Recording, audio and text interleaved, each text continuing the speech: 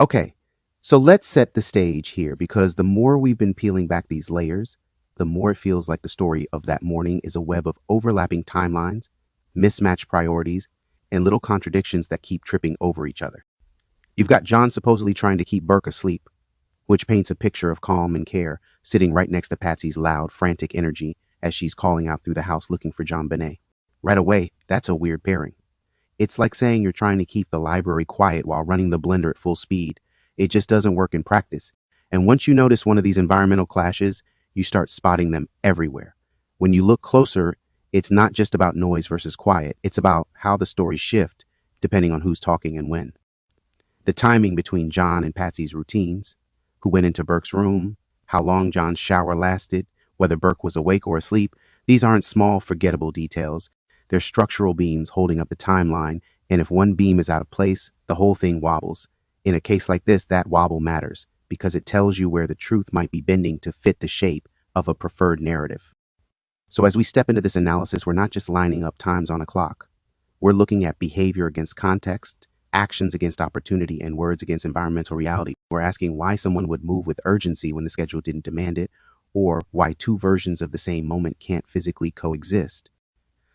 These aren't academic hypotheticals. They're the fault lines in the morning story, and once you see them, it's hard to unsee. Let's walk through the events of that distressing morning, piecing together the accounts from various sources to understand the moments Patsy discovered the ransom note, her frantic calls for John, and the initial chaotic search, particularly concerning Burke. Discovery of the ransom note and Patsy's initial reaction. In Patsy's 1997 interview with the BPD, she recounts waking up around 5:30 a.m. on December 26th after John had already risen and gone to shower in his bathroom. Patsy herself did not shower that morning. Instead, she dressed, did her hair and makeup, and then began to descend the stairs. As she made her way downstairs, she paused briefly in the laundry room area, tending to some spots on JonBenet's red jumpsuit.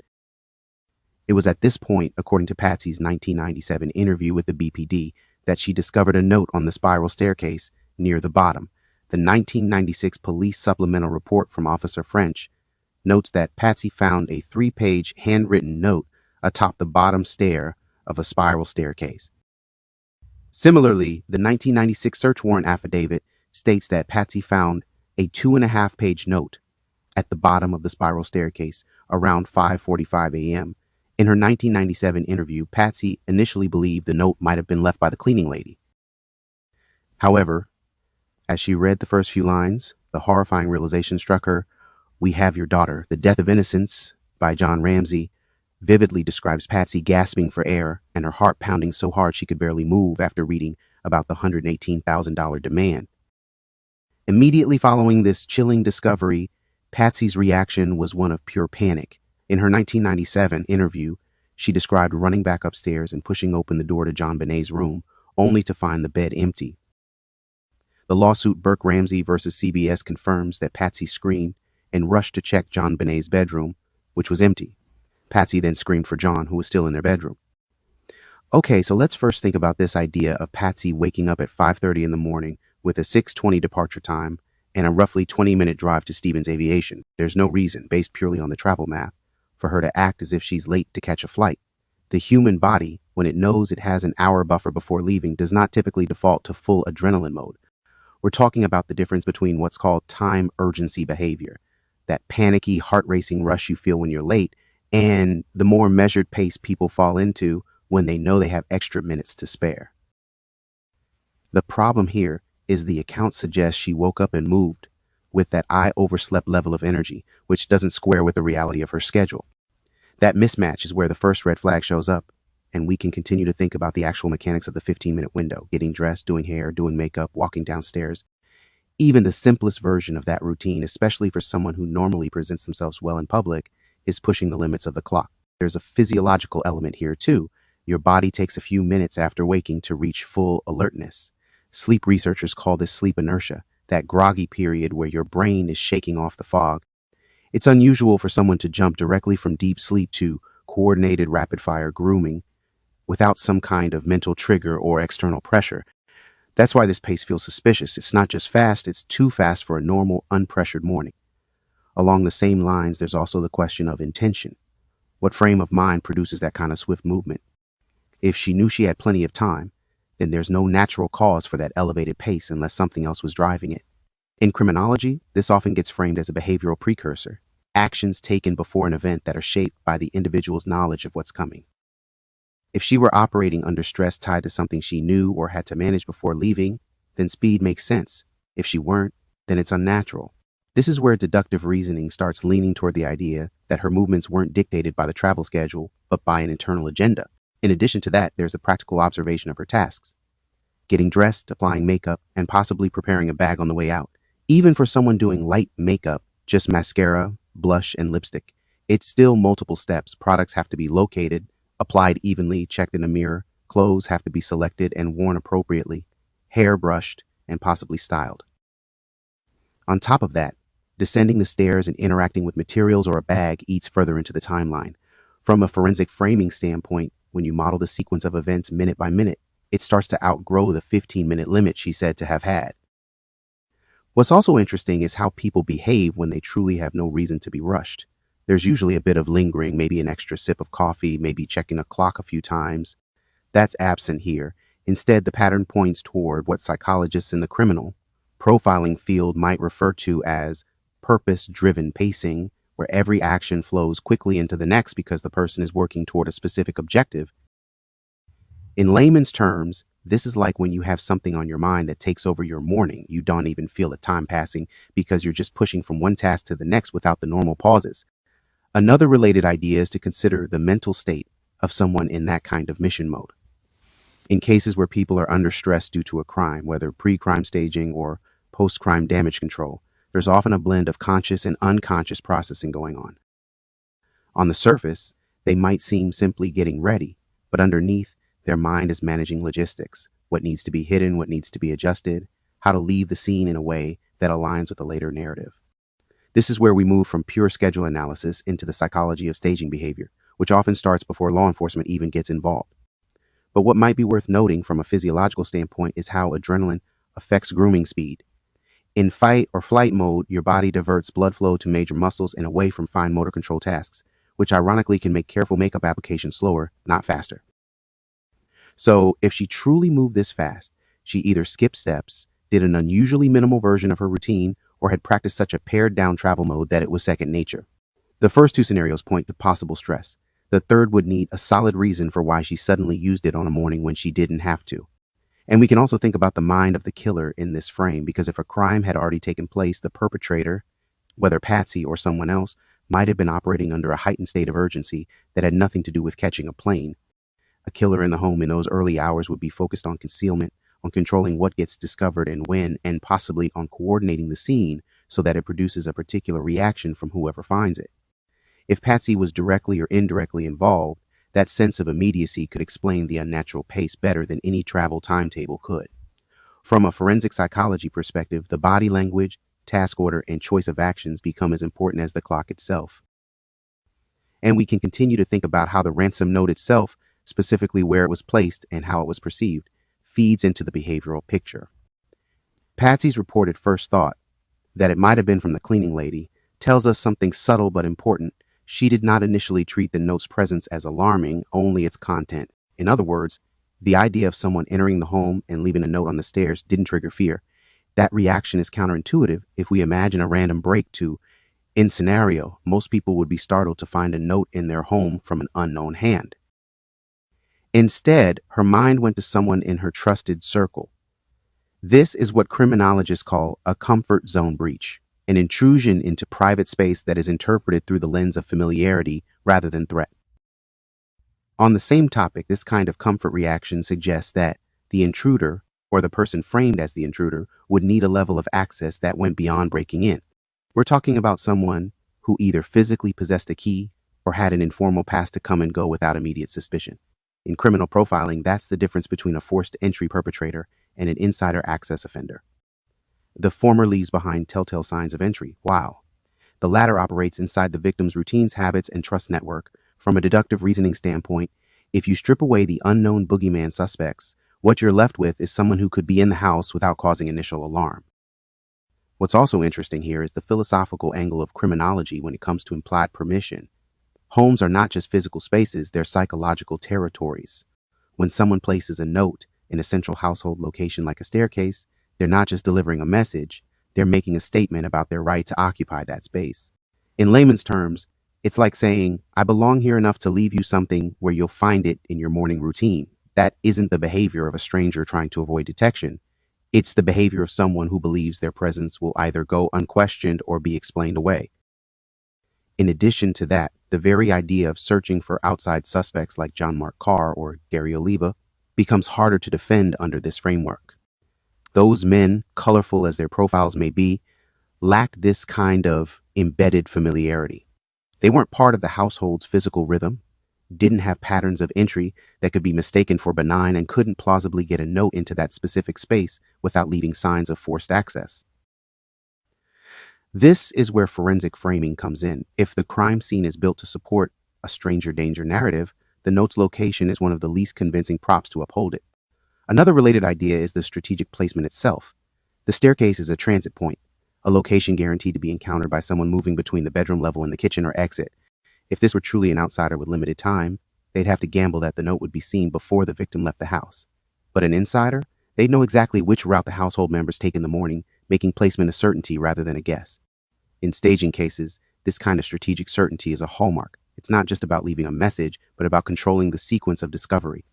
But what might be worth noting is that in the psychology of killers, especially those staging a scene, controlling discovery is often about emotional impact as much as it is about logistics. A note placed to be seen first thing in the morning doesn't just deliver instructions, it sets the emotional tone for every subsequent action that day. The perpetrator knows that the recipient's mind will be flooded with fear, urgency, and distraction from the moment they read it. In layman's terms, it's about hijacking the victim's mental state from the jump, leaving less bandwidth for clear thinking or suspicion.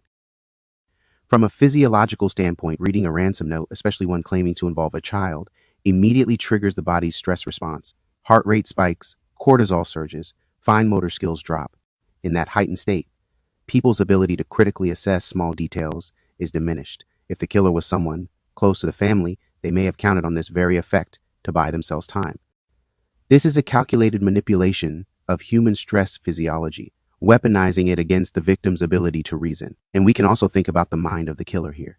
If they were in the house, whether as a household member or a trusted guest, they weren't just leaving a note, they were inserting themselves into the narrative. In criminology, there's a concept called scene ownership, where the offender asserts dominance over the space in the story. By placing that note on the stairs, they weren't just saying, I'm here, they were saying, I'm in control of how this unfolds. For someone staging the scene, this control is intoxicating. For someone actually committing the crime, it's a way to manage both the discovery and the investigation before either has even begun. And we can keep going by looking at why the whole search for these so-called outside suspects, people like John Mark Carr, Gary Oliva, or Michael Helgoth, starts to collapse under the weight of the access problem. The moment we accept that the ransom note's placement and initial interpretation point to someone within the Ramseys' trusted circle, it becomes increasingly illogical to focus investigative energy on men who had no known permission to be inside that house. These names might make headlines, but from a deductive reasoning standpoint, they're distractions, shiny objects that keep the conversation away from the more probable reality that whoever did this was already woven into the household's daily fabric. On the same topic, it's worth breaking down why these outsider profiles gain traction in the first place.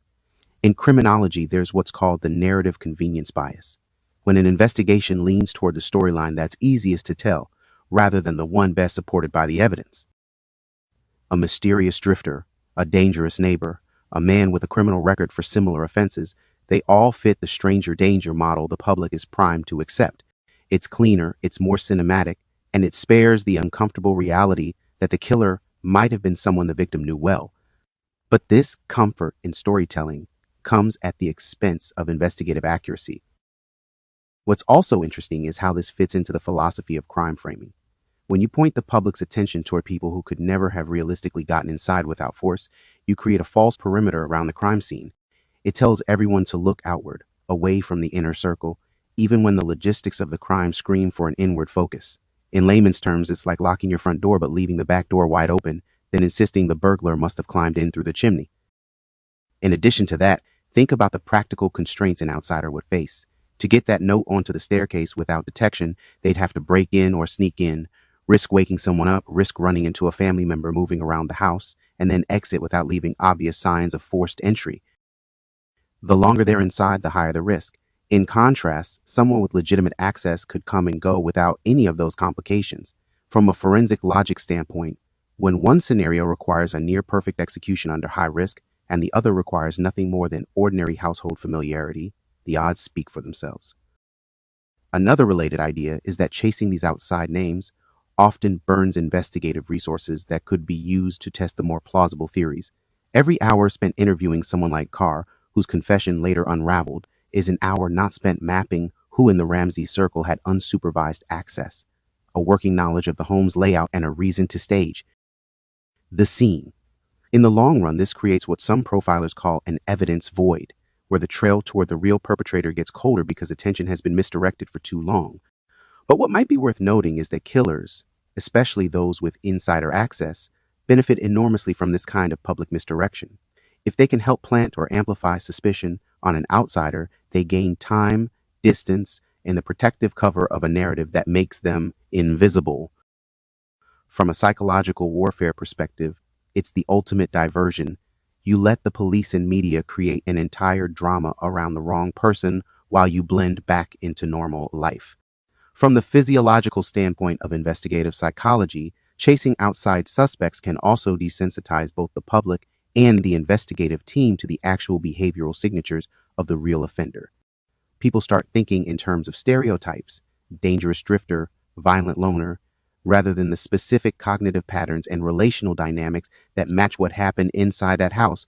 Over time, this makes it even harder to reverse course and seriously examine those who fit the actual access profile. And we can also think about the mind of the killer here. If they were in the trusted circle, every news headline naming an outsider would be a small victory. It's not just about staying free, it's about watching the system chase ghosts while they keep living among the very people searching for answers.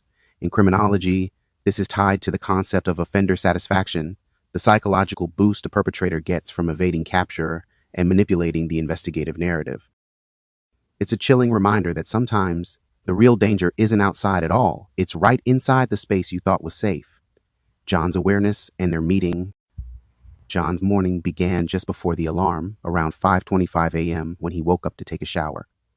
In his 1998 interview with Smith and Kane, John recalls standing at his sink, brushing his teeth or combing his hair, when he heard Patsy scream. This was likely between 5:30 and 6 a.m. Upon hearing his name screamed, John immediately knew something was just terribly wrong. In his 1997 interview, John recalls running downstairs and believes he intercepted her maybe in the landing there, the second floor landing. He couldn't remember the exact spot, but he thought she was running up the spiral staircase or was already fully up and he was running down. The lawsuit Burke Ramsey versus CBS states that John heard the scream and rushed to find Patsy. According to The Death of Innocence, John met Patsy wearing only his underwear as she cried, "JonBenet's gone." Patsy, in her 1997 interview, was hysterical, her voice cracking with panic. She told John there was a note that said JonBenet had been kidnapped.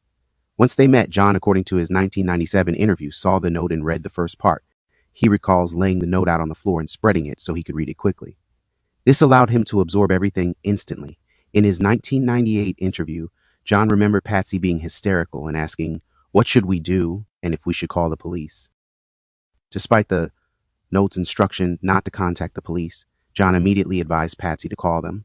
Patsy then proceeded to call 911 from the kitchen phone at approximately 5:52 a.m. While Patsy was on the phone, John was in the back hallway looking at the note again. Okay, so let's first think about this overlap between John and Patsy's timelines in those early minutes of the morning. If John is up at 5:25 and Patsy is up at 5:30, we've got this very small 5-minute gap where both of their activities are happening in parallel but slightly staggered. This is significant because in that kind of domestic setting, the soundscape becomes important. Patsy hearing the shower, John may be hearing movement upstairs or in the hall. The proximity of these events means that each of them would have had at least some awareness of the other's activity. From a forensic standpoint, overlapping routines are often where contradictions or gaps in testimony emerge, because both parties are in motion at the same time, but with slightly different vantage points. And we can also think about the sensory details here. Hearing water run in the shower, hearing footsteps, the closing of doors. These small audio cues are often how people place themselves in a timeline when recounting events. In criminal investigations, this is called anchor memory, where a sound or environmental detail becomes the marker you use to remember when something happened. If Patsy says she heard the shower at a certain time, that becomes a fixed point. But it also means that if John's account of his shower length or start time changes, the whole anchor shifts. That's why this overlap isn't just trivia. It's a point where narratives can either align perfectly or start to fray. Another related idea is the natural interaction that might happen in such a short gap. Even if they didn't speak, the awareness of the other person's location creates an unspoken connection. In criminology, this falls into the concept of co-presence verification, the ability of one person to indirectly confirm the other's whereabouts simply through proximity and routine observation. If John and Patsy were truly on separate, unconnected tracks that morning, then the overlap doesn't matter much. But if their timelines are meant to support a version of events, this overlap becomes a mutual alibi point, unless, of course, something happened that required one or both of them to subtly adjust the story. In addition to that, we have to consider the behavioral pacing this overlap creates. If Patsy is up only 5 minutes after John, then their morning movements, bathroom use, walking through hallways, descending stairs, could easily intersect. This is where the physical layout of the home matters. If John's shower noise masked other sounds, then Patsy could have moved about without him noticing. Conversely, if the shower was quick or quiet, John could have been aware of more than his later statements reveal. In investigations, these environmental dynamics often tell us more than the words themselves. What's also interesting is how this 5-minute gap could play into staging opportunities.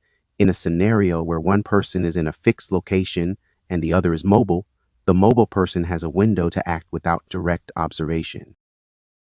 In layman's terms, if one spouse is locked into a bathroom routine, the other could be doing something elsewhere in the house that will later be explained away as just part of getting ready. That doesn't prove wrongdoing, but it shows why investigators drill into these overlaps.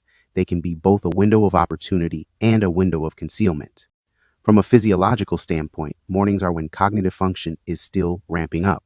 If John had just woken up and gone straight into the shower, his situational awareness could have been lower than later in the day. This matters because any incidental noises, unusual smells, or disturbances might not have registered with him as strongly as they would after full wakefulness. Similarly, Patsy, waking 5 minutes later, would still be in that sleep inertia phase where short-term memory encoding is less reliable. This makes the overlap not just a timing issue, but a potential reliability issue in their respective accounts. And we can also think about the mind of the killer in this context. If someone in the household committed the crime, this overlap would be a critical navigation point. The killer would have to be aware of where each person was, who could hear or see what, and how to move in such a way that any suspicious sound or action could be masked by normal morning noise. That's advanced situational control, and it implies forethought. Finally, what might be worth noting is that in cases like this, overlaps often get smoothed over in interviews. People unconsciously or deliberately clean up their stories to remove ambiguity. But in reality, the messiness of human mornings, half-heard sounds, quick exchanges, forgotten moments, is what makes them useful for testing truthfulness. This 5-minute gap is either perfectly innocent or a pressure point where the true sequence of actions could be hiding. And we can continue to think about the question of John's shower duration, because this is where the timeline starts to feel strained. If John got into the shower right at 5:25 and was supposedly out around the time Patsy screamed, then we're looking at a very short duration for what most people consider a normal shower. The average American shower lasts about 8 minutes. But that's just the water running time. It doesn't include stepping in, adjusting the temperature, soaping, rinsing, and drying off. For many, the process is closer to 15 to 20 minutes without rushing.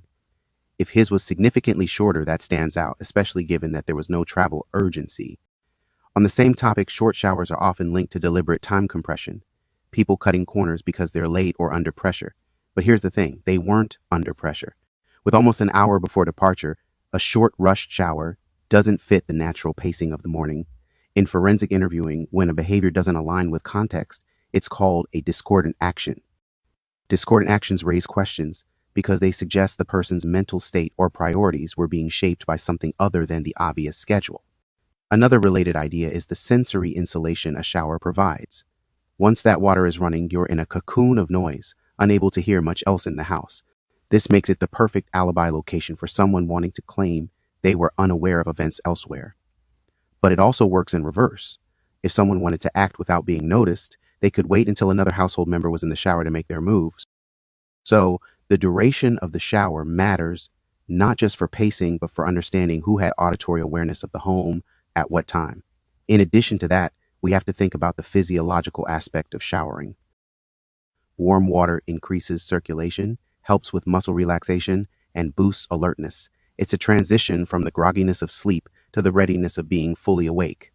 If John's shower was unusually short, then he might not have reached full mental sharpness before emerging, meaning his memory of exact sounds, times, or events could be fuzzier. For investigators, this is important because short showers may produce less reliable recollection of peripheral details. What's also interesting is how shower duration interacts with the idea of staging.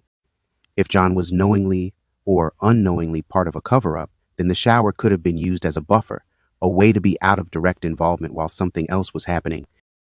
In criminal staging scenarios, fixed routines like showers, phone calls, or errands often become the walls that frame the real activity. From a philosophical criminology standpoint, the shower is almost symbolic here. It's both a cleansing ritual and a withdrawal from the shared environment. In the middle of a crime event, it becomes a moment of separation, where the person is insulated from what's happening in the rest of the house. Whether intentional or not, this separation creates ambiguity about what was seen, heard, or done in those minutes. And we can also think about the mind of the killer in relation to this. If the perpetrator was in the house, they would know exactly how long the shower lasted and could use that time strategically. A long shower means more cover for movement or preparation. A short shower means the window for action was narrow, requiring precision. Either way, knowing the shower's length gives insight into what opportunities existed. Finally, what might be worth noting is that in many cases, the duration of seemingly mundane activities is one of the few objective checks investigators have against self-reported timelines. If John's shower was implausibly short, it might mean his reported start time was off. If it was longer, it might mean Patsy's recollection of hearing it was misplaced. In both scenarios, timing becomes the key to unlocking whose version of the morning holds up. And along the same lines, the lack of urgency versus the potential for a more relaxed schedule adds another layer of suspicion to these early morning routines. With a 20-minute drive to the airport and a departure time between 7 and 7:30, there was no logistical reason for either John or Patsy to be moving at a pace that suggested they were behind schedule. When people have extra time in the morning, their routines naturally expand. They linger over coffee, they double-check their packing, they maybe even sit for a moment before leaving. None of that was reported here. In addition to that, criminology looks at behavioral congruence, which is whether a person's actions match the demands of the situation. If their actions are faster, sharper, or more deliberate than the situation calls for, it suggests they're operating on a different set of pressures. This is where investigators start to ask, what were they really working toward? Was it catching a plane, or was it completing some other objective before they walked out the door? Another related idea is the psychological pacing of mornings. When there's no rush, people often engage in what's called micro-tasks, small, non-essential actions that fill time before a planned departure.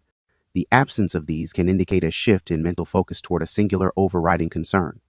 In layman's terms, if someone skips all the little extra things they usually do, it's often because their brain is locked onto something bigger and more pressing. What's also interesting is how this lack of urgency actually sharpens the contrast when there is evidence of rushing. If they truly had no need to hurry, then any compressed or accelerated routine stands out as deliberate. In staging analysis, this is critical. It's often easier to spot anomalies when they're set against the backdrop of what should have been a calm, drawn-out process. From a physiological standpoint, a relaxed schedule allows for a gradual wake-up cycle, slower heart rate, steadier breathing, more measured movement. If instead the body is acting like it's late for something with quickened pace and sharper motions, it suggests adrenaline is in play.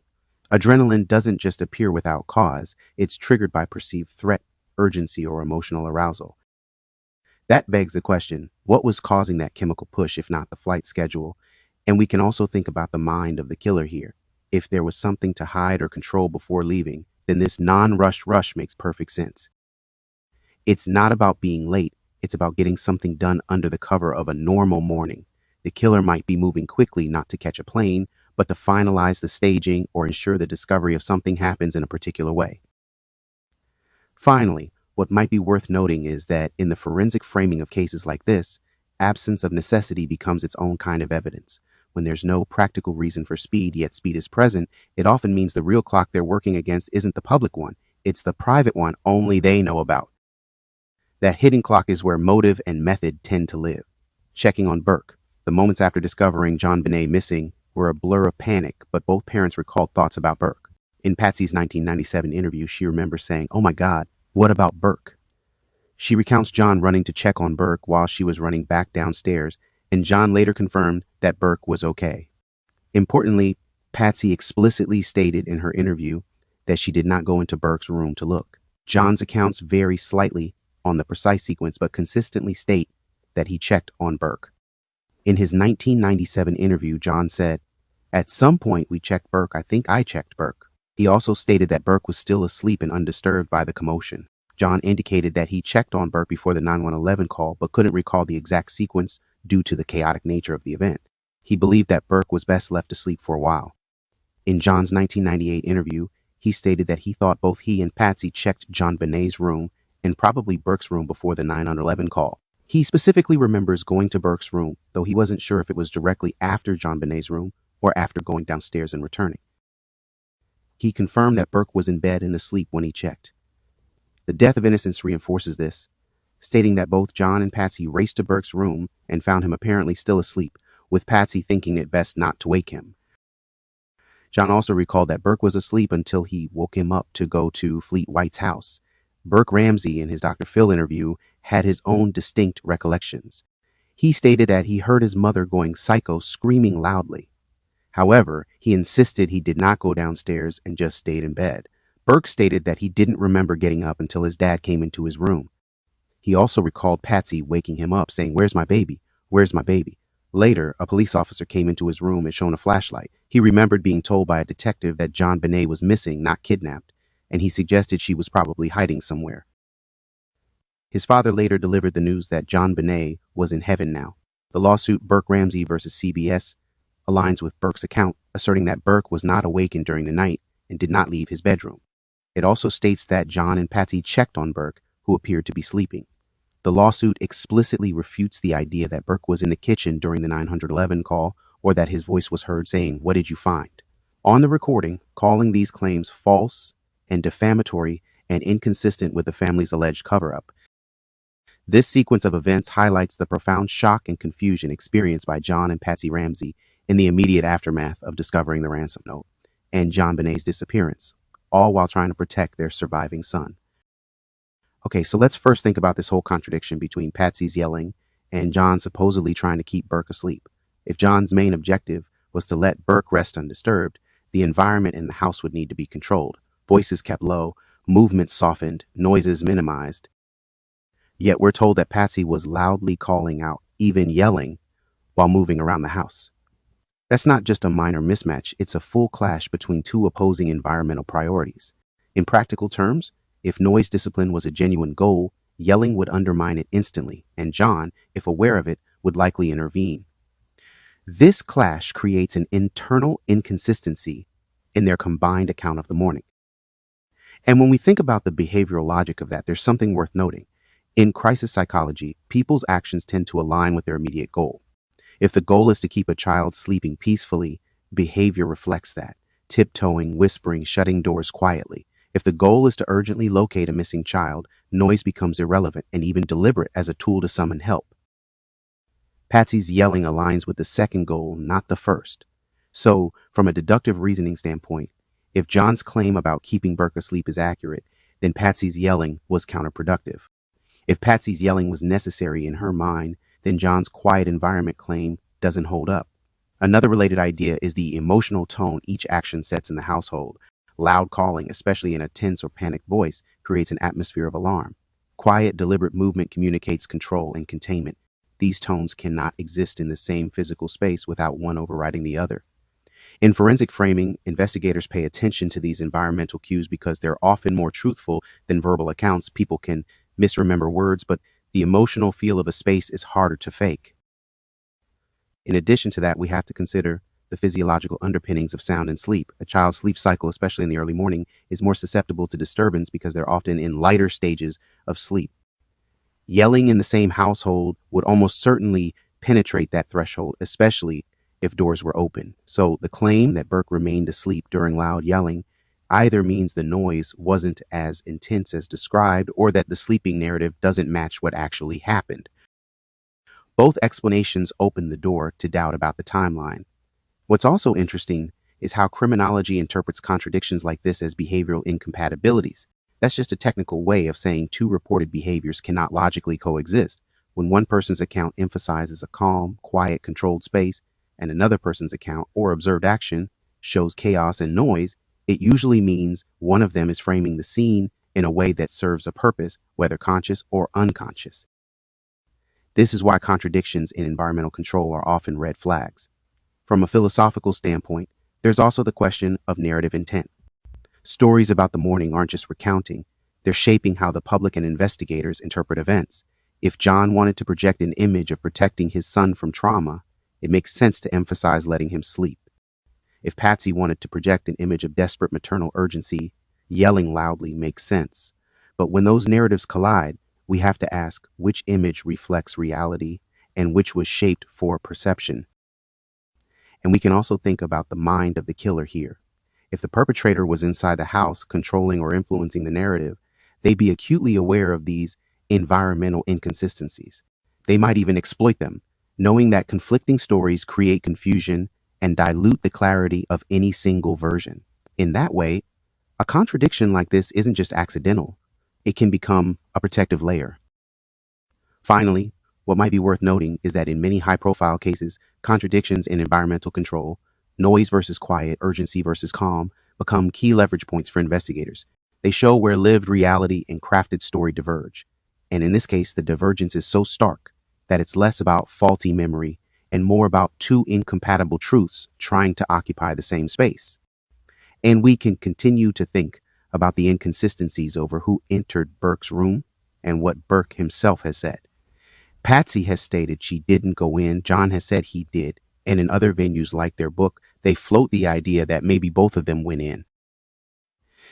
This kind of shifting detail is a hallmark of narrative instability. It changes depending on the audience or the purpose of the retelling. In investigative terms, this is called version drift, where a story's core elements morph over time. It's not just a minor mix-up. When we're talking about who interacted with a potential witness in a murder case, it's a critical factual point. On the same topic, Burke's own statements deepen the contradictions. In the CBS lawsuit context, he claims he slept all night. Yet on Dr. Phil, he says he got up in the middle of the night. These are mutually exclusive conditions. You either slept uninterrupted or you didn't. The gap here isn't about memory fuzziness over small details. It's about incompatible timelines. And when those timelines affect what Burke could have seen, heard, or known, it shifts the evidentiary value of his statements. Another related idea is how people sometimes unconsciously align their accounts with the prevailing family narrative. If one version of events becomes the story within the family, others may unconsciously adjust their own memories to fit it, something psychologists call memory conformity. In cases like this, where public scrutiny is intense, that conformity can become even more pronounced. But here, instead of converging, we see divergence, which points to either a lack of internal coordination or intentional individual positioning. In addition to that, forensic interviewing techniques look for what's called consistency under repetition. If the same person tells the same story multiple times over months or years, and the core facts remain identical, it strengthens reliability. If core facts shift, like who entered a room or whether a person was awake, it suggests contamination or manipulation of the memory. Both John and Patsy's shifting accounts and Burke's conflicting self-reports show a failure of this test. What's also interesting is how criminology frames these inconsistencies in terms of opportunity and exposure. Entering Burke's room or not determines whether a person had a moment to communicate, pass information, or gauge his awareness that morning. Whether he was awake or asleep changes whether he could corroborate or challenge other parts of the timeline. So these aren't just he said, she said points. They directly influence the map of who knew what and when. From a physiological standpoint, waking in the middle of the night disrupts the memory encoding process, which could make it harder for Burke to recall certain details clearly. But it also means he would have experienced the home's soundscape at a different, possibly more revealing time. That exposure could make him a far more valuable witness than I slept through everything would suggest. And we can also think about the mind of the killer here. If the killer was in the house, controlling who went into Burke's room and when would be part of managing potential witnesses. A sleeping child is a safe asset. They won't contradict you. An awake child, especially one who hears or sees something unusual, is a liability. This control over witness exposure is a classic element of scene management. Finally, what might be worth noting is that when too many versions of a story exist, the truth often hides not in any single version, but in the friction between them. That friction between John's account, Patsy's account, Burke's lawsuit statement, and his Dr. Phil interview is exactly where investigative attention should focus. And along the same lines, Burke's statement about hearing his mom going psycho tells us that Patsy had already shifted the environment from one of calm to one of chaos, prioritizing finding JonBenet over keeping Burke undisturbed. This is telling because it reveals a hierarchy of concern in Patsy's mind. In that moment, JonBenet was the central focus, even if it meant compromising Burke's peace. In forensic behavioral terms, this is an example of goal dominance, where one objective overrides all others. In addition to that, we can see how this fits into the broader psychological profile. Patsy's reported emotional investment in JonBenet was significant. By many accounts, she was the favorite child, the one most aligned with Patsy's identity and aspirations. So when crisis hit, her instinctive priority was to find JonBenet, not to maintain a controlled environment for Burke. This instinctive prioritization tells us something about where her emotional energy was centered. Another related idea is how chaos affects household dynamics in a crisis. Once a loud, high-energy search is underway, the quiet space option is gone. Noise spreads, urgency spreads, and everyone in the home is pulled into the same emotional current. In criminology, this is seen as emotional environment setting, the tone that dictates how others react. By going loud, Patsy set the entire household into a reactive mode, whether or not that was strategically wise. What's also interesting is the way this undermines John's keep Burke asleep claim. Once the environment shifts to high volume, maintaining a sleeper in the house becomes unlikely unless there's another factor, closed doors, physical distance, deep sleep that explains it. Without that, John's account looks more like a constructed narrative than an accurate depiction. From a physiological standpoint, humans are hardwired to wake to certain vocal tones, especially those that indicate distress. Even if Burke were a deep sleeper, a mother's urgent, panicked yelling has a higher chance of penetrating sleep because of its pitch and emotional charge. So the idea that he could remain asleep through that becomes harder to accept without additional context. And we can also think about the mind of the killer here. If the perpetrator was in the house, they might have wanted the focus to be on JonBenet immediately to create a distraction or to set the stage for a particular reaction when others found her. In that case, yelling could have been as much about scene control as genuine panic. Finally, what might be worth noting is that this moment, Patsy choosing to go loud, locks in her psychological stance at the very start of the day's events. It shows that she either didn't care about or didn't register the competing objective of keeping Burke undisturbed. And in a household under crisis, those split-second prioritizations often reveal more about the actor's true states of mind than any carefully crafted statement later on. Okay, let's discuss a few things and take them a little further than we've already talked about, because the patterns we've been picking apart are starting to show us a bigger picture. One of the first things that stands out is this constant conflict between reported behaviors and the realities of the environment they're described in. Take the example of John supposedly trying to let Burke sleep while Patsy is moving around yelling. On the surface, you could chalk that up to different people reacting in different ways under stress, but in a small shared living space, one person's loud activity directly cancels out another person's goal to preserve quiet. This isn't just a quirk, it's a logical impossibility unless one of the claims isn't accurate. And when we think about it a bit deeper, we have to ask, who benefits from each version of that story? John's version of trying to protect Burke fits an image of calm, controlled paternal care. Patsy's loud, frantic activity fits an image of a desperate mother searching for her missing daughter. Both of those narratives are emotionally compelling in isolation, but together they form a paradox. In criminology, when you see two heroic or sympathetic versions of behavior that can't coexist physically, you start to suspect that the accounts are being curated, shaped to serve certain impressions rather than simply recorded as they happened. Now, let's consider the timeline overlaps between John and Patsy's morning routines. A 5-minute gap between their wake up times means they were essentially operating in the same narrow slice of the morning. This overlap is important because it creates mutual awareness. They would each know at least roughly what the other was doing.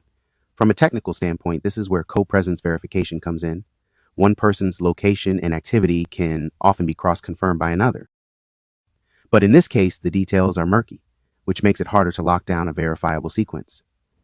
The murkiness matters because it leaves room for what investigators call timeline manipulation.